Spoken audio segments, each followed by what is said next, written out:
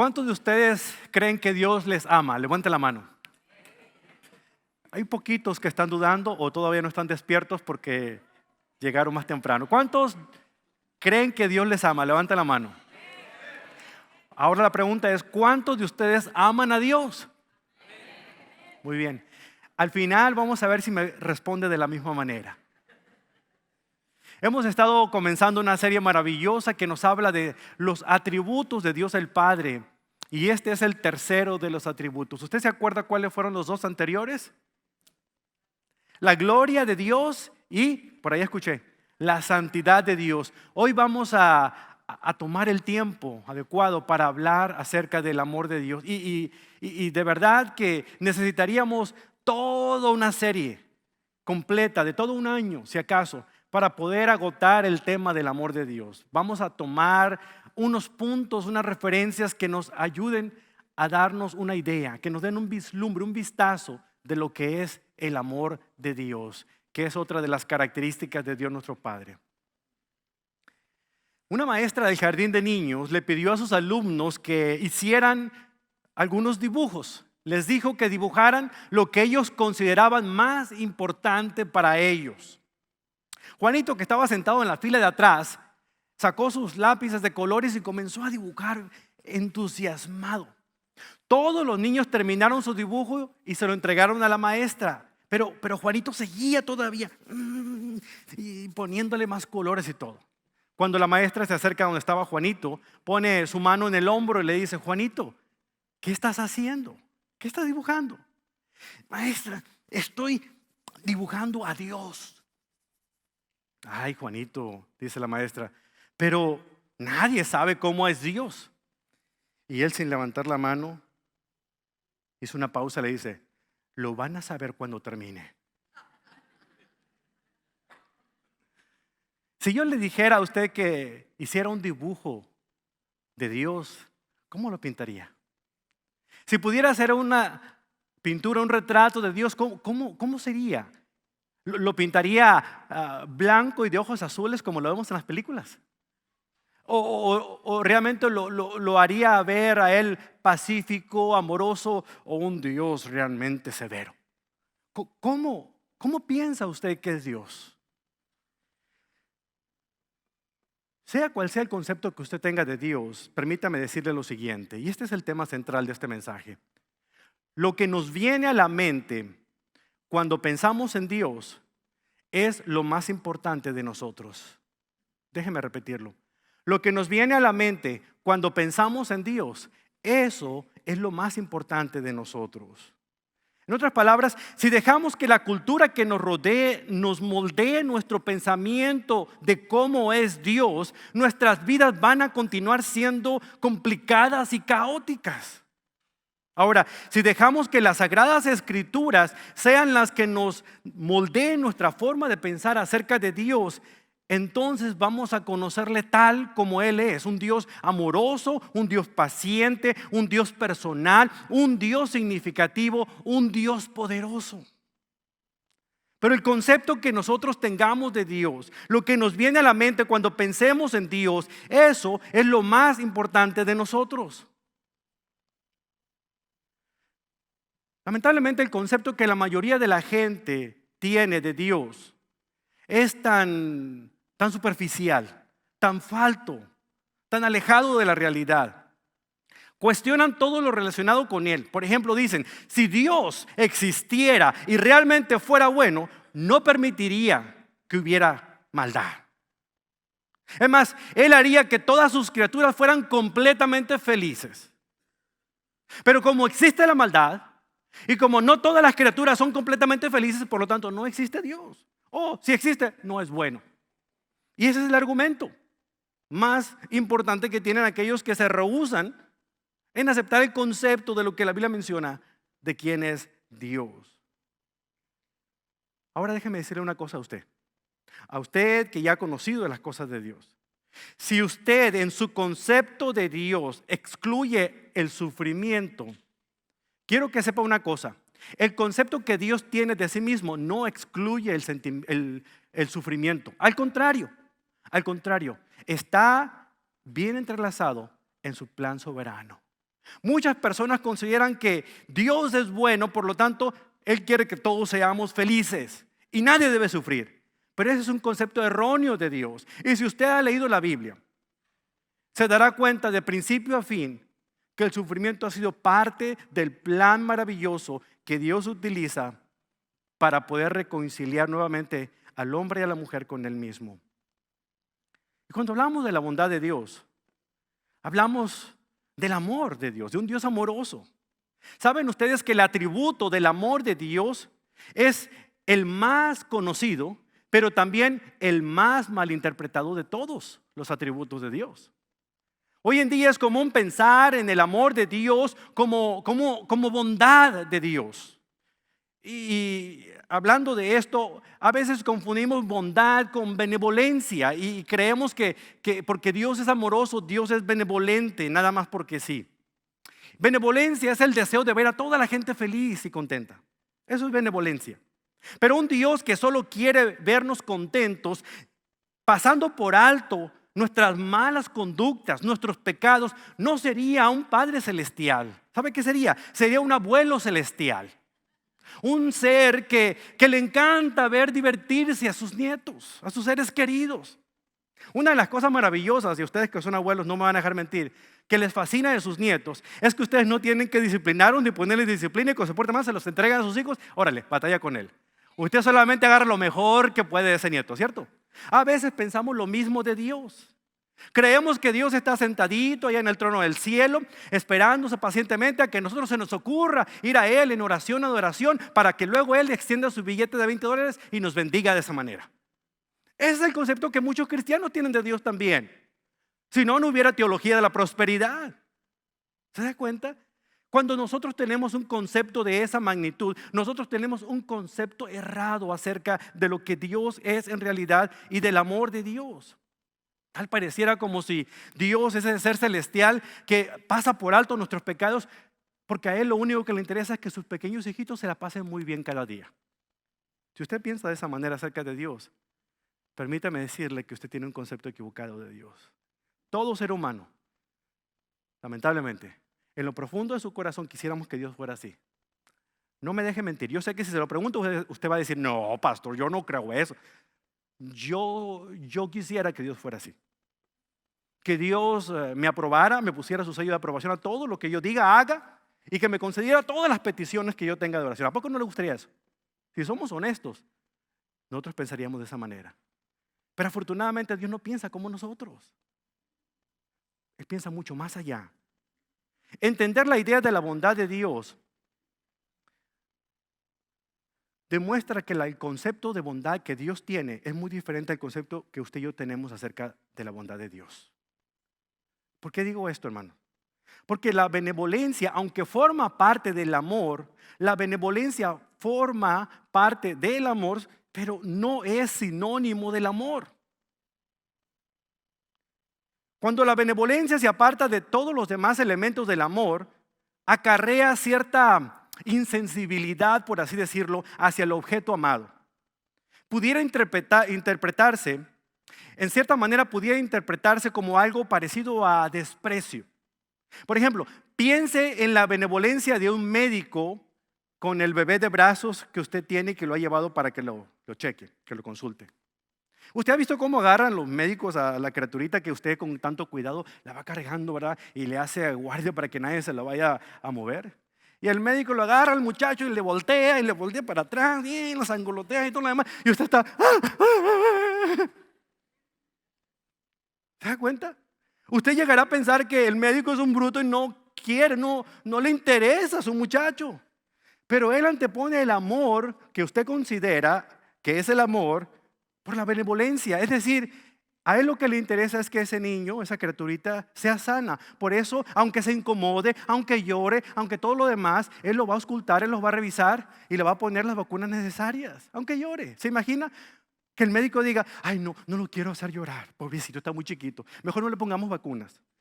Mejor no le pongamos una inyección. Sería absurdo, ¿verdad? Usted se va a otro médico. Usted tiene que morderse un poquito su orgullo, ¿verdad? Y dejar que el médico haga lo que sabe hacer porque a él le interesa, en su benevolencia, él quiere lo mejor para esa criatura. Pero la benevolencia también permite hasta eliminar el objeto amado. Si no, piensa en las personas que tienen mascota. Si por alguna razón a esa mascota le detectaron algún tumor canceroso o ya no tiene remedio, o se lastimó o se quebró algo y es irreparable su lastimadura, la benevolencia del dueño de esa mascota permitiría que sacrificaran a ese animal porque en el amor que le tiene no quiere verlo sufrir. ¿Se está dando cuenta de la gran diferencia? Y de por qué muchas veces somos nosotros tan injustos en pensar que Dios no nos ama, simple y sencillamente porque nos permite sufrir. Cuando realmente no hemos comprendido que en la benevolencia de Dios, Él separa un poquito el amor que tiene sin diluirlo, simple y sencillamente para poder darnos lo que es mejor para nosotros. Esa es la gran diferencia. Por eso, cuando hablemos del amor de Dios, entendamos qué significa que Dios es bueno o que Él es benevolente, para que no nos confundamos. Es por eso que muchas personas dudan de la bondad de Dios, porque consideran que debiera siempre hacernos felices, y es equivocado. Piensa en la benevolencia como un medio en el cual Dios nos demuestra el amor, pero benevolencia y amor no son sinónimos. Sin embargo, la idea cristiana, la idea de todos los cristianos acerca del amor de Dios, no es un Dios que se ocupe de nuestro bienestar. Queremos que se ocupe de nuestro bienestar, pero que no sea indiferente.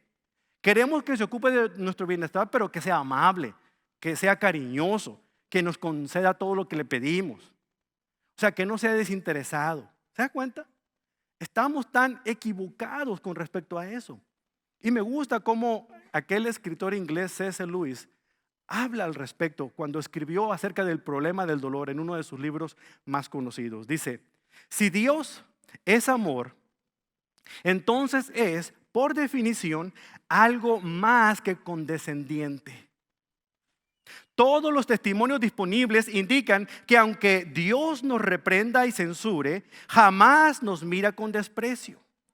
Dios nos hace el increíble cumplido de amarnos con el más grande, el más trágico y el más incontrovertible amor. El problema es reconciliar el dolor humano con la existencia de un Dios que es amor y que resulta insoluble. Únicamente si nosotros damos a la palabra amor un significado sencillo. Pero si lo consideramos el amor tan trivial, si consideramos las cosas, si damos a la palabra amor un sentido tan vago, si damos al amor el significado de que algo, como si el hombre fuera el autor de todas las cosas y no Dios, estamos diluyendo el concepto del amor de Dios. Lewis termina diciendo, pero el hombre no es el centro del universo, el hombre es parte del universo. Dios no existe por motivo del hombre, el hombre existe por motivo de Dios. El hombre no es la causa de su propia existencia. La principal razón de la creación no fue para que el hombre pudiera amar a Dios, aunque también fue creado para amarlo, sino que Dios pudiera amar al hombre, que pudiéramos convertirnos en objetos en los que el amor divino pudiera complacerse. Pedir que el amor de Dios se contente con nosotros tal como significa pedirle a Dios que sea complaciente, es pedirle a Dios que deje de ser Dios. ¿Se da cuenta? A veces por generaciones se nos ha enseñado a nosotros que Dios tiene un plan para nuestra vida y que Él nos ama tanto que sacrificó a su único hijo por amor a nosotros. Y es verdad. El problema es que a veces nos creemos la vil mentira de que todo lo que hace Dios es por nosotros. No. Él lo hace por sí mismo, por su gloria, por su santidad, por su nombre. Y lo ha creado a usted y a mí para Él poder amarlo. Y en respuesta, que usted también le ame a Él. Eso es lo que Él desea, pero no lo va a obligar. Le ha dado la libertad para que usted elija amarle o rechazarlo. ¿Se da cuenta? Pensar que Dios le ama tanto que está dispuesto a pasar por alto cualquier cosa que usted haga es ridículo, ¿cierto? Palabra, hecho o pecado que cometamos, Dios va a tomar cuentas de ello. Por lo tanto, no pensemos que porque Dios nos ama tanto, realmente Él es consecuente con la forma de vivir pecaminosa que tenemos. Eso es una idea errónea acerca de Dios. Por esa razón, en el estudio de hoy, y eso que todavía no empiezo, vamos a descubrir lo que realmente significa el amor de Dios. Pero no por lo que yo le diga o autores cristianos digan, sino por lo que dice la palabra de Dios. Vaya conmigo a primera carta de Juan, capítulo 4, versículos 7 y 8. Es uno de los pasajes que más acostumbramos a decir cuando queremos definir acerca del amor del Señor. Primera de Juan 4:8, si usted lo quiere decir rapidito y memorizarlo, se lo voy a decir. Dios es amor. Así, tan sencillo. Primera de Juan 4:8, ¿qué dice? Dios es amor. Ya ve, preparó usted la manera de memorizarse un pasaje. Esto es el significado del amor del Señor. Aquí comienza el apóstol Juan a hablarnos acerca de este atributo maravilloso. Para que podamos comprender la profundidad del amor de Dios, primeramente tenemos que entender lo que no es el amor y después entender lo que implica el amor de Dios. Veamos lo que no es el amor. Y aquí en este pasaje es algo bien importante poder mencionarlo. Pero antes de entrar en Primera de Juan, déjenme decirles esto. Mucha gente tiene la idea de que el amor es un sentimiento. Esas mariposas en el estómago que nos empiezan a revolotear cuando vemos a una muchacha o a un muchacho, ¿verdad? Dependiendo de sea el caso, que le guste. Y dice, ay, esos borreguitos se me dio morir, ¿verdad? A veces confundimos el amor como un sentimiento y no es así. El amor no es un sentimiento. Muchos se enamoran de la visión romántica del amor, como lo dijo Agustín de Hipona. Ellos quieren estar enamorados del amor. Padre de la iglesia era medio romántico también, ¿verdad? Enamorados del amor. Él fue el que acuñó esa frase. Pero el amor es mucho más que una cálida consideración hacia otra persona. Se trata de una serie de cosas.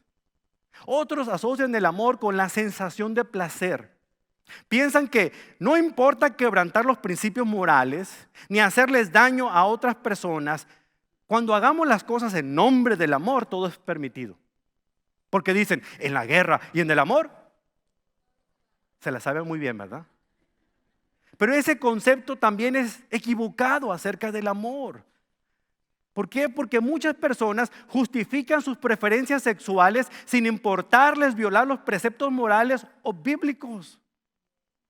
Este concepto equivocado del amor motiva a un individuo a cometer adulterio sin importarle dañar su reputación o destruir a su propia familia. Todo porque en el nombre del amor se hacen las cosas.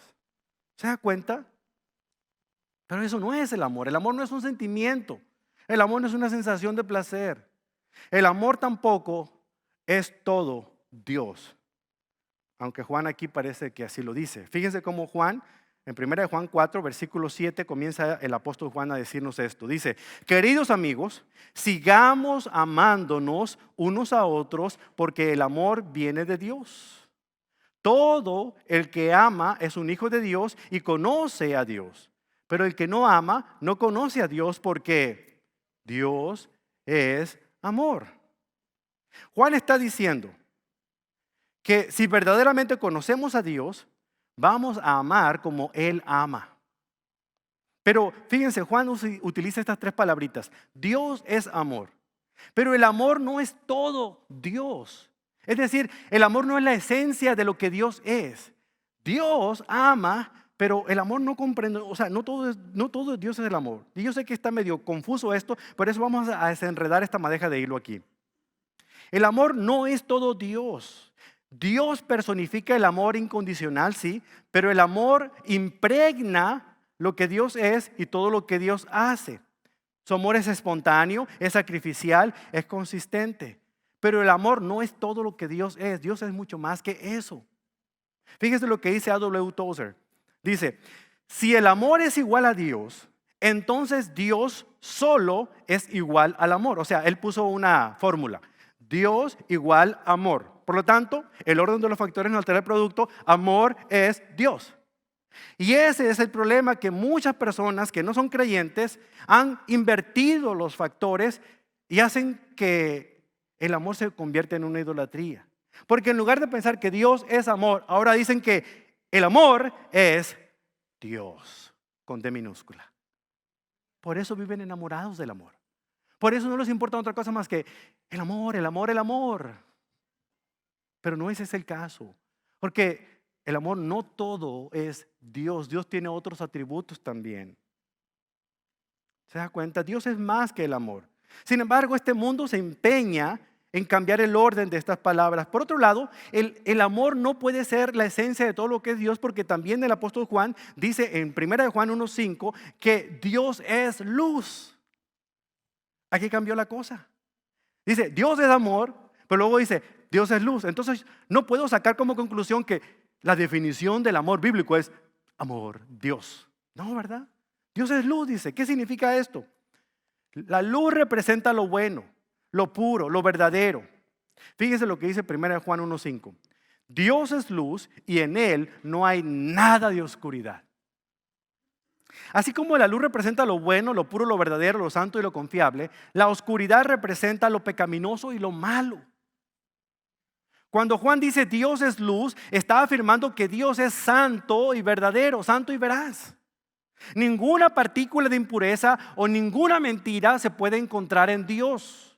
Dios es 100% amor y 100% santo. O sea, a veces realzamos este atributo, esta característica de Dios por sobre todas las cosas, pero de la misma proporción y en el mismo tamaño es el amor, la santidad, la justicia, la paciencia y todos los demás atributos que Dios tiene. Es lo que Juan está diciendo. Por lo tanto, el amor no es 100% Dios. ¿Me explico? Es parte, pero no lo es todo. Por lo tanto, hermanos, lo que nos viene a la mente cuando pensemos en ese amor de Dios es lo más importante para nosotros. Entonces, si el amor de Dios no es un sentimiento y el amor no es todo Dios, ¿qué implica el amor de Dios? Qué bueno que me lo preguntó. Porque 1 Juan 4, versículo 9 nos da la respuesta. Aunque el amor de Dios es incondicional, no es un amor ciego, hermano. Este principio lo vemos obrando en nuestras relaciones cotidianas. Déjame explicarle. Hay tres cosas que implican el amor de Dios. Primero, el amor implica tener límites. Límites. Padres de familia, límites. Por ejemplo, las esposas no despiden a sus maridos cuando salen de viajes de negocios y le dicen, viejito lindo, mira, vas a tu viaje, haz lo que te venga en gana. No importa que te portes mal. Al cabo es que yo te amo. ¿Verdad que no? Absolutamente no. Ella espera que el amor de su vida, que es su marido, se porte bien, sea fiel, se vaya tempranito a descansar y no ande viendo cosas que no debe ver ni haciendo cosas que no debe hacer. El amor requiere límites. Dios pone límites para sus hijos también. ¿Sabía usted eso? ¿Se da cuenta que no es tan solo un sentimiento? Hay 6,610 y me pasé toda la noche contándolas, hermano. No es cierto.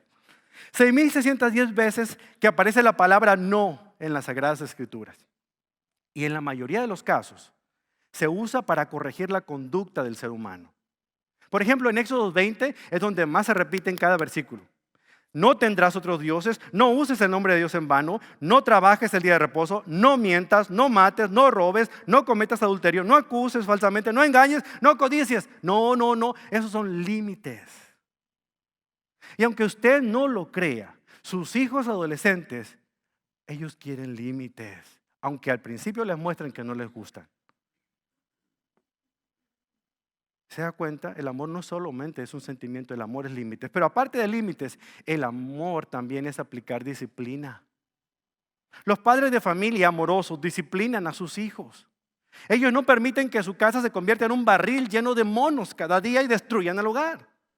Donde esos pequeños torbellinos pongan la casa patas para arriba. No, los hijos son disciplinados. Si usted es un padre que no disciplina a sus hijos, ¿sabe cómo la Biblia compara a sus hijos? Con unos, déjeme decir porque se oye muy feo la traducción de la Reina Valera. La traducción de la Reina Valera son unos bastardos. Pero mire, aquí más elegantemente la nueva versión viviente dice ilegítimos, para que no se sienta mal. Fíjense lo que dice Hebreos 12:8. Si Dios no disciplina a ustedes como lo hace con todos sus hijos, quiere decir que ustedes no son verdaderamente sus hijos, sino ilegítimos. Un padre que no disciplina a sus hijos no está mostrándoles a ellos el verdadero amor, los está tratando como hijos ilegítimos. Es como usted que es padre de segundas nupcias y tiene hijastros. Usted a veces no quiere disciplinar al muchacho porque no es su hijo, que lo discipline su mamá, ¿verdad? O al revés. Más o menos entiende el concepto. Pero ¿sabe qué? Si usted es padre de un hijastro, usted es su padre, punto. Porque está viviendo bajo su techo. Usted debe mostrar, a final de cuentas, usted y yo todos hemos sido adoptados por nuestro Dios. Y somos hijos de Dios. Y porque somos hijos de Dios, herederos somos con Cristo. Y Dios nos va a disciplinar porque somos sus hijos, nos guste o no. A quienes no son sus hijos, a esos nos disciplina. ¿Se da cuenta? No solamente Dios nos dice que el amor pone límites, sino que el amor también es disciplinador. Y en tercer lugar, el amor implica una demostración. Se debe demostrar. No son solamente palabras, sino hechos. El amor, para poder que sea percibido y recibido, tiene que ser demostrado. Y contrario a la idea de que el amor es un sentimiento, fíjese, la idea bíblica del amor implica decisión y acción, porque el amor es una decisión. Yo decido amar. Pero también es una acción, porque no me puedo nada más quedando decidiendo, tengo que actuar. Y el mejor ejemplo de un amor demostrado es el amor que Dios Padre nos ha mostrado a usted y a mí a través de su Hijo Jesucristo. ¿Se imagina? Enviar a su Hijo Jesucristo a morir en la cruz por amor a aquellos que eran difíciles de ser amados. Dios lo demostró. En 1 Juan 4:9 dice, Dios mostró cuánto nos ama al enviar a su Hijo único a este mundo, para que tengamos vida eterna por medio de Él. En esto consiste el amor verdadero. No en que nosotros hayamos amado a Dios, sino en que Él nos amó a nosotros primero. Ahora sí se da cuenta por qué ese pasaje es importante. O sea, nosotros no fuimos creados para amar a Dios, aunque debemos hacerlo. Él nos creó para amarnos. A Él le correspondió eso. Ahorita le explico más en detalle eso. En esto consiste el amor verdadero, no en que hayamos amado a Dios, sino en que Él nos amó a nosotros primero. Y envió a su Hijo como sacrificio para quitar nuestros pecados. Aquí hay 5 cosas que usted debe pensar en estos 2 versículos. Debido a que Dios nos ama, Él creó a las personas para amarlas.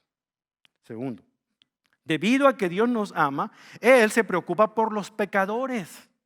También ellos son importantes para Dios. Tercero, debido a que Dios nos ama, Él nos ha dado libertad para escoger amarlo o rechazarlo.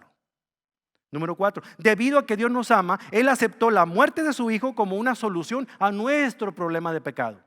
Y número 5, debido a que Dios nos ama, Él nos da la vida eterna para expresarnos su amor por toda la eternidad. ¿Se da cuenta del gran amor que Dios nos tiene? En Él no hay nada pecaminoso. No hay nada perverso. Nada puede encontrarse en Dios. Él es absolutamente bueno y no puede ignorar, ni tolerar, ni aprobar, ni consentir el pecado en nuestras vidas, porque es santo. Dios nos ama, pero su amor no significa que Él sea permisivo. Es decir, que se cruce de brazos, mire para el otro lado cuando usted está cometiendo esas cochinadas o esos pecados. No. Dios toma muy en cuenta nuestras malas acciones. Y en su momento Él nos disciplina. Al final de cuentas, Él pedirá cuenta de todo lo que hagamos, sea bueno o sea malo. Sin embargo, cuando confiamos en Cristo como nuestro Salvador, somos libres del castigo que nuestros pecados nos llevaban. Porque Él pagó por ellos con su sacrificio en la cruz del Calvario. Hablar del amor de Dios es una teoría muy bonita. Necesitamos hechos. Porque la mejor manera de mostrar el amor para poder entenderlo, para poder vivirlo, para poder palparlo, son con ejemplos categóricos. Y aquí en la Biblia, tanto en el Antiguo Testamento como en el Nuevo, hay ejemplos prácticos del amor de Dios. Sin embargo, algunas personas han etiquetado a Dios como que es bipolar. Aquí hay una psicóloga, le voy a preguntar a ella lo que significa. ¿Será Dios bipolar? Porque algunos creen que en el Antiguo Testamento Dios se mostraba y se revelaba a sí mismo como un juez severo, como que quería saciar su ira y como que de alguna otra manera andaba con un vaso, un mazo en la mano, a ver quién se portaba para darle un garrotazo en la cabeza. Pero en el Nuevo Testamento Dios es lleno de gracia y misericordia. Y Él sonríe con el billetito de $20 esperando a que nosotros vayamos a adorarle. ¿Será Dios bipolar? Absolutamente no. Quien tiene un concepto de esa manera de Dios, tiene un concepto erróneo de Dios. Porque Dios es justo y lleno de amor, tanto en el Antiguo como en el Nuevo Testamento. La justicia no anula el amor de Dios y el amor no condona la justicia de Dios. Entendamos eso. No nos confundamos, queridos hermanos. El problema no radica en la realidad de Dios, sino en la perspectiva que aquellas personas pueden tener del verdadero Dios, tanto del Antiguo como del Nuevo Testamento. La justicia no es contraria al amor, como tampoco contrario es el odio. A veces piensan que lo opuesto al amor es el odio. No, ¿sabe usted cuál es lo opuesto al amor? La indiferencia. La indiferencia ignora la presencia de alguien. Si usted quiere realmente hacer que, me dijeron, ese consejo me lo dieron cuando yo estaba jovencito, no, ya no lo creo, amor, no te preocupes. Me dijeron, si quieres que esa muchacha caiga rendida a tus pies, ignórala. Trátala con el látigo de tu desprecio. Ignorarla es como que no existe y verás que va a caer como mosca. De vez en cuando funcionaba, pero usted sabrá por qué no me casé, ¿verdad, maestro? He corregido mi forma de pensar. El punto al que quiero llegar es que Dios nos ama tanto que Él es justo. Es decir, Él nos muestra esa justicia a aquello que Él considera un objeto digno de ser amado. Pero a la misma vez, Él no permanece indiferente al pecado que hay en nuestras vidas. La justicia, si usted quiere verlo, es como el bisturí que puede cortar con precisión el cáncer del pecado. Por eso, aunque usted le tenga miedo al cuchillo del doctor, usted sabe que al final de cuentas es necesario. ¿Por qué? Porque con esa precisión que tiene el médico y esa habilidad va a poder sacar el cáncer que hay en usted. Bueno, de esa manera, la justicia de Dios, aunque le tengamos cierta manera temor, respeto, es buena para nosotros porque va a empezar a decirnos a nosotros qué cosas tenemos que desechar de nuestra vida. Eso es importante porque la justicia va junto con el amor, no son opuestos. Podemos aceptar o rechazar a Dios como Él realmente es, pero la única opción que nos es negada es hacer que Dios sea como nosotros queremos que sea. Fabricarnos un diosito. No, Dios es justo y Dios es amor. Y nos ama lo suficiente para rescatarnos. En el Antiguo Testamento hay una historia muy interesante en Deuteronomio 7. La generación de israelitas que salieron de la esclavitud pasaron muchos años en el desierto. Finalmente estaban llegando a ver cristalizado el sueño de ver la tierra prometida. Moisés les quiere recordar a esta nueva generación porque la generación de sus padres ya había muerto en el desierto. Esta era una generación nueva que necesitaba recordar la ley de Dios. Y comienza él a recitar, por eso la palabra Deuteronomio es la segunda ley, no porque hubiera otra ley, sino porque la misma ley se está volviendo a repetir al pueblo de Israel porque esta nueva generación no lo había escuchado bien. En Deuteronomio capítulo 7 comienza a decirle a Moisés, a este pueblo, que debía ajustarse a las normas que Dios había establecido. Fíjense muy bien lo que dice el versículo 7.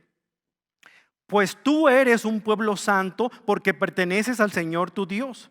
De todos los pueblos de la tierra, el Señor tu Dios te eligió a ti para que seas su tesoro especial. El Señor no te dio su amor ni te eligió porque tú eras una nación más numerosa que las otras naciones. Pues tú eras la más pequeña de todas. Más bien fue sencillamente porque el Señor te ama. Es como el niño que le pregunta a su padre, papi, ¿por qué? Y el papá le contesta, porque yo lo digo y punto. ¿A poco nunca le ha dicho así a su papá? O digo, a su hijo. O no le se lo dijo a usted a su papá. Porque yo lo digo y punto. Bueno, si los israelitas le preguntan, Señor, ¿por qué nos elegiste a nosotros? Porque yo lo digo y punto. No porque eras la mejor nación del mundo, no porque eras la más brillante de todas, no porque eras, como ahora el pueblo de Israel se siente Nosotros somos el pueblo de Dios.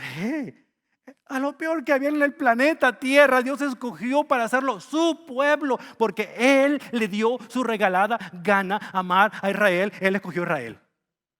Así de sencillo. Todo se trata de Dios, no en sí del pueblo. Aunque amamos al pueblo de Israel, bendecimos a Israel porque es el pueblo de Dios. ¿Ven ese ejemplo tan maravilloso del amor de Dios? Él quiso darlo a quien Él quiso. ¿Y quién le puede decir a Dios por qué? Es como el barro al alfarero. ¿Se imagina que la olla de barro le diga al alfarero, pero ¿por qué me hiciste así, tan gorda como estoy? No, simplemente el alfarero le dio la forma, el molde que Él quiso darle. Ahora vayamos al Nuevo Testamento para ver otra historia. Y hay dos historias bien interesantes. Una de ellas es la mayor historia, la mayor ilustración del amor de Dios. Y es una parábola que se encuentra en Lucas 15, conocida como la parábola del Hijo Pródigo. Yo le llamaría mejor la parábola del Padre amoroso, porque realmente eso es lo que es. Mientras el hijo menor estaba lejos malgastando la herencia que le había dado su padre, regresa finalmente a la casa. El papá, que había quedado sentado frente al porche cada tarde para ver si por alguna razón su hijo volvía a casa, cuando empieza a ver la silueta que era de su hijo, este padre salta de su silla que tiene en el porche de su casa y se va corriendo a todo lo que da para encontrarse con su hijo, y aun que venía hediondo, maloliente de cerdos, lo baña con sus besos. Y cuando el hijo empezaba a contarle sus pecados, le tapa la boca y empieza a decir: momento, a ver, le habla a los sirvientes, tráiganme por favor las mejores vestiduras nuevas, las sandalias de mi hijo, tráiganme el anillo, o sea, la tarjeta de crédito, tráiganme todo, porque le vamos a dar esto. Es más, traigan al becerro más gordo, porque vamos a hacer fiesta esta noche. Porque este hijo se había muerto y ha resucitado. Este hijo que se había perdido ha sido hallado. Hay que hacer fiesta.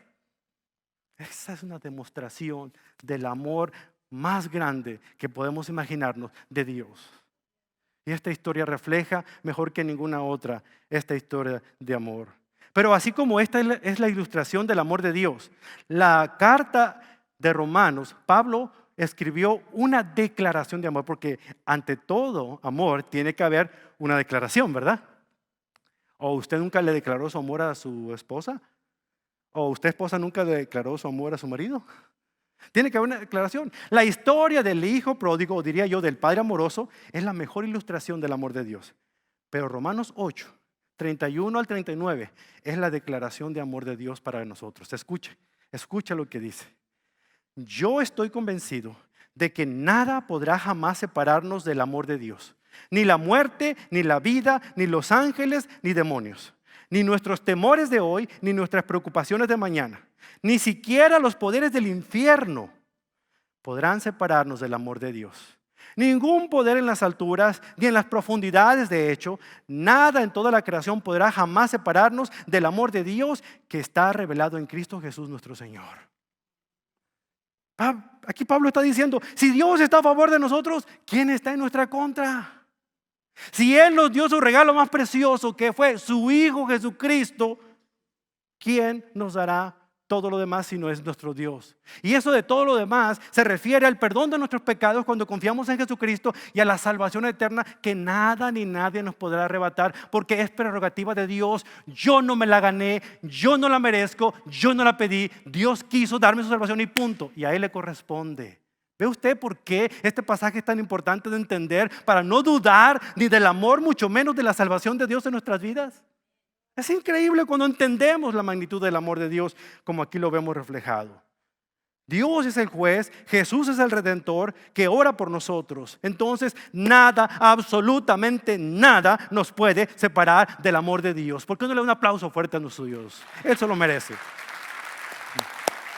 Amén. La historia más grande del amor de Dios puede ser la parábola del Padre amoroso, aquí en Lucas 15. Y la mayor declaración del amor puede ser estas palabras que Pablo escribió en Romanos 8.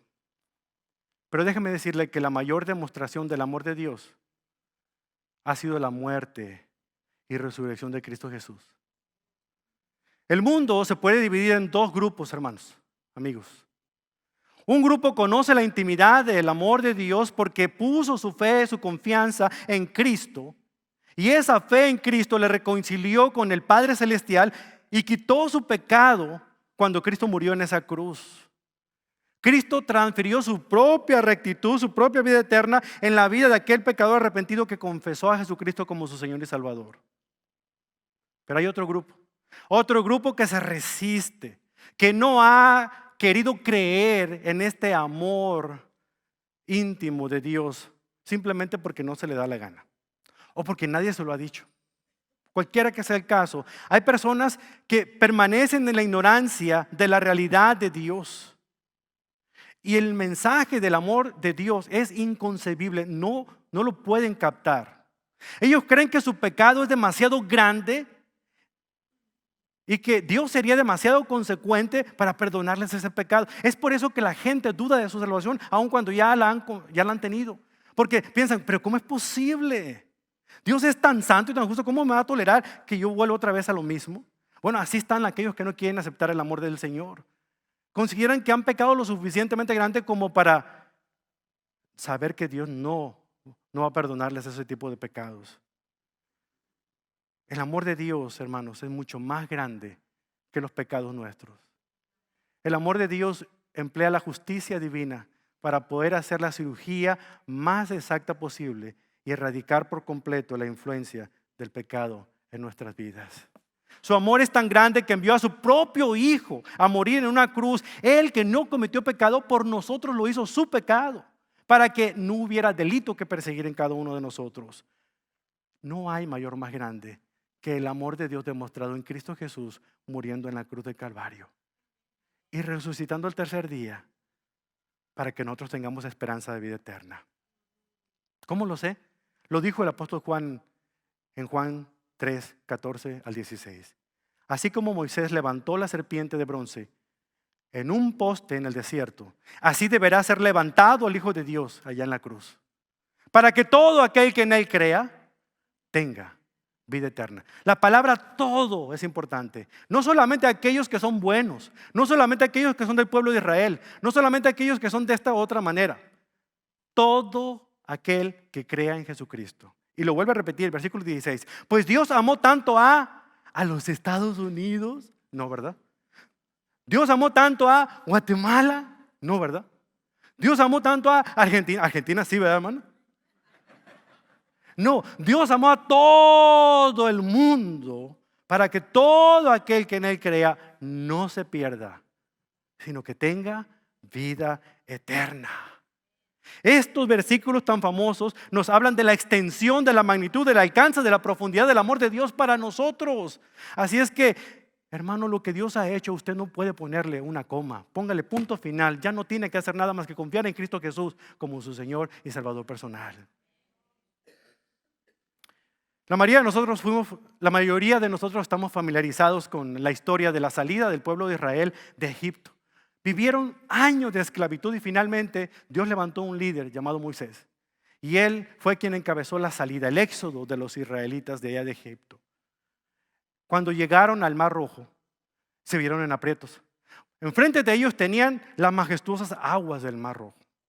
Pero detrás de ellos estaban el ejército de Faraón que venía pisándole los talones.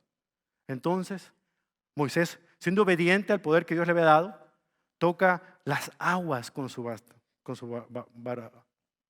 Y las aguas se abren. Y los israelitas pueden pasar en tierra seca.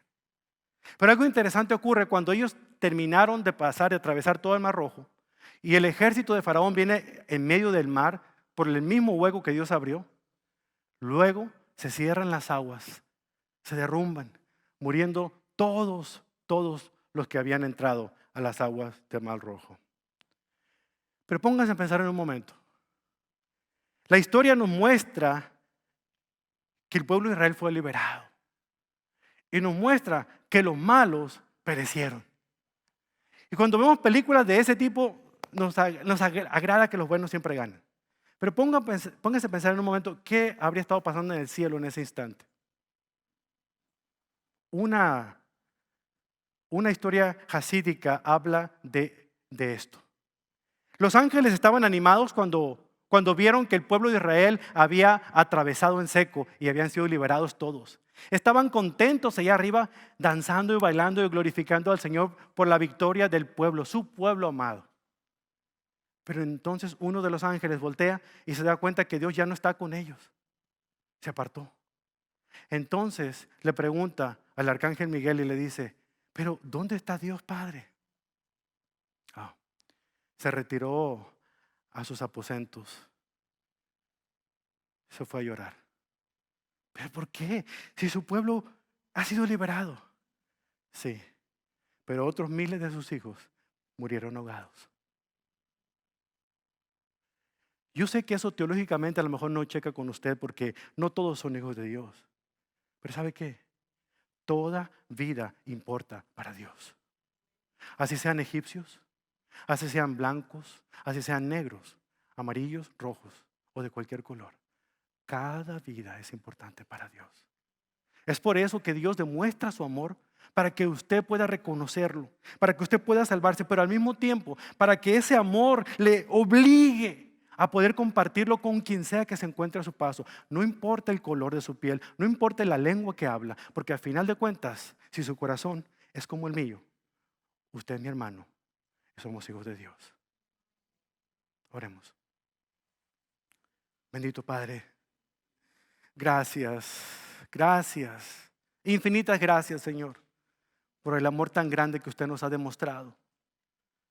Que aún siendo como somos de pecadores, bendito Dios, usted decidió enviar a su Hijo, su único Hijo, para mostrarnos a nosotros el gran amor que nos tiene.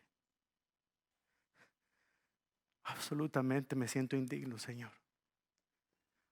Cuando por mi mente pasan los pecados de ayer, de la semana pasada o de este año, absolutamente me siento indigno de ser merecedor de ese gran amor, que fue capaz de poder ver morir a su propio Hijo. ¿Quién de nosotros, si somos padres, Señor, permitiríamos que uno de nuestros queridos hijos muriera por una persona malagradecida, por una persona que es un criminal, por una persona que no es digna de ser amada o respetada? Pero me retumban en mi mente solamente unas palabras como respuesta. Solo Dios. Solo Dios es capaz de mostrarnos su gran amor. De que a pesar de que nosotros no merecíamos ser amados, Dios extendió su gracia, su misericordia. Y por medio del sacrificio de Cristo en la cruz del Calvario, Él murió. Cada vez que nosotros confiamos en Jesús, su Hijo, como nuestro Salvador, en ese momento, Señor, usted nos reconcilia con usted mismo. Nos bautiza dentro de su familia. Y nos hace, Señor, amados en aquel que es amado. Yo no puedo menospreciar a otras personas pensando de que ellos no son como nosotros.